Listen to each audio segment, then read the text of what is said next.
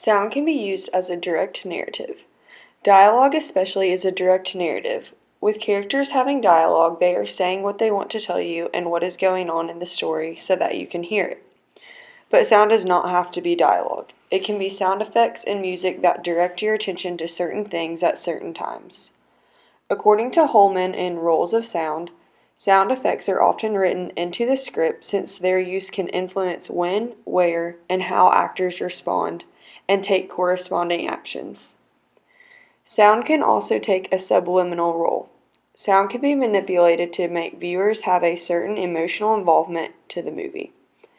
This kind of sound is used to enhance the mood of certain scenes.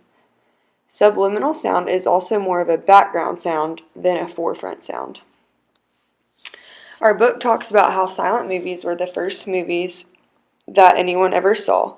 They had such a huge impact because nobody had seen anything like it. Although the artist isn't all the way silent, it is definitely considered a silent movie for the time period it was made.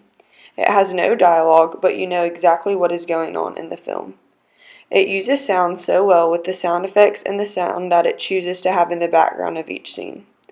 Our book says that silent movies established trends that continue today. One being that actors played stereotypical roles. This helped people understand what was going on without knowing what the actors were saying or what they were talking about. According to Brown, music in films at first was simply a way to lay the groundwork for an audience's interest. It was used to hold the audience's attention and not really related to the film at all.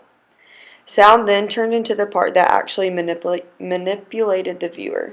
The directors and producers of films started paying more and more attention to music as time went along and began writing music made for a particular movie.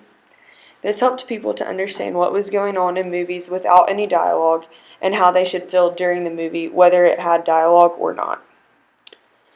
The artist can be compared to the movie City Lights. City Lights is also a silent film but does have music playing in the background with no dialogue. City Lights uses the music to help the audience feel a certain way in each scene, just like the artist. Its music changes the emotion of the viewer and helps the viewer follow along with what is going on. They use background sounds similarly to make sure that its viewers are feeling the way that they want them to during all of their scenes.